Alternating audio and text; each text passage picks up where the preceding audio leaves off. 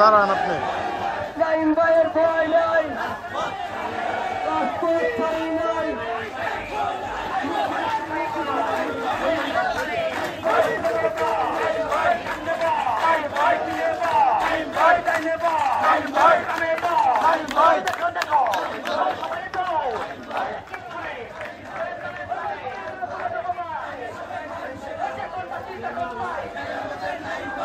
আমাদের নাইম ভাই সুখে দুঃখে ভালো পায়, আমাদের নাইম ভাই।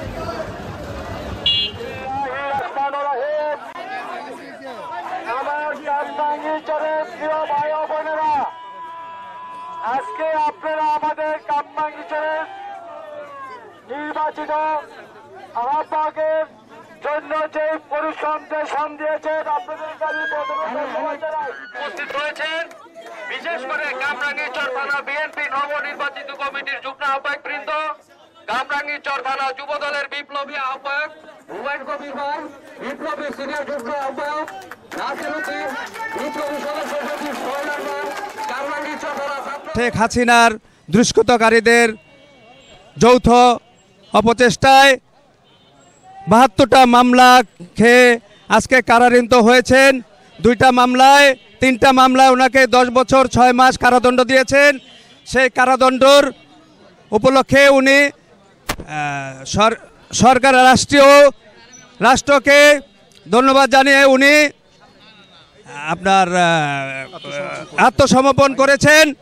এই স্বৈরাচারিণীর শেখ হাসিনার সারা বাংলাদেশে লক্ষ লক্ষ জনতাকে মামলা হামলা দিয়ে আজকে অগ্নি নির্বাপন করে অনেকের ক্ষতি করেছেন। আমাদের জনাব নাইম ভাই কারারুদ্ধ হয়েছেন। আমরা আশা করব আগামীতে নিঃশর্তে আমাদের নাইম ভাইকে মুক্ত করে ইনশাল্লাহ চলে নিয়ে আসবো। এবং সেই উপলক্ষে কামরাঙ্গীরচরের সকল অঙ্গ সংগঠন এবং কামরাঙ্গীরচর বিএনপির পক্ষ থেকে আজকে বিশাল মিছিল আয়োজন করা হয়েছে। নাইম ভাইয়ের নিঃশর্ত মুক্তর দাবিতে ইনশাল্লাহ আমরা স্বতঃস্ফূর্তভাবে সবাই মিলে এই মিছিলে অংশগ্রহণ করেছি। আমরা আশা করব আজকের মধ্যে জনাব কামরাঙ্গীরচর থানার সম্মানিত আহ্বায়ককে নিঃশর্ত মুক্তি দিবেন, অন্যথায় আমরা জেল জুলুম হুলিয়া নিয়ে আমরা কারাগার থেকে আন্দোলন করে আমরা নাইম ভাইকে মুক্ত করব। কামরাঙ্গীরচর থানা বিএনপির আহ্বায়ক নবনির্বাচিত মোহাম্মদ নাইম সে আইনের প্রতি শ্রদ্ধা রেখে আজকে মনে করেন কারাগারে আত্মসমর্পণ করেছে। তার পরিপ্রেক্ষিতে আমরা আজকে মোহাম্মদ নাইম সাহেবের জন্য সে হইল একটা কর্মীবান্ধব নেতা।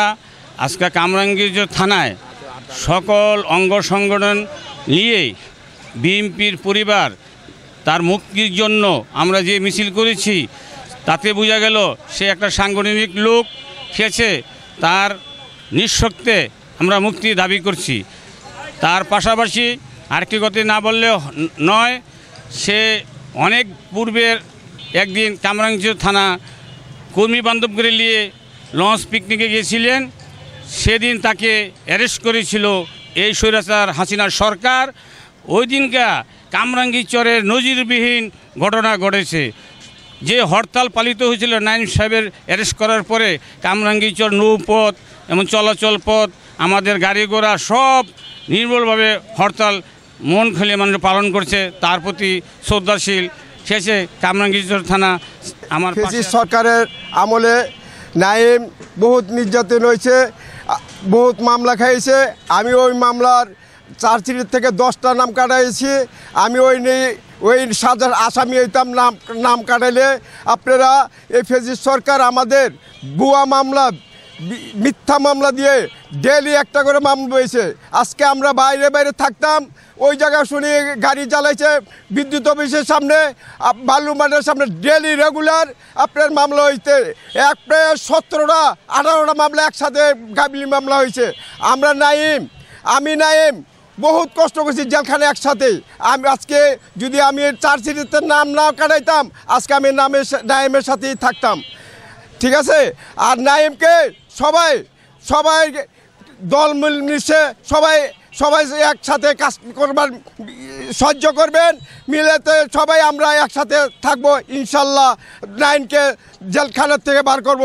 খোদা হাফেজ, বাংলাদেশ জিন্দাবাদ।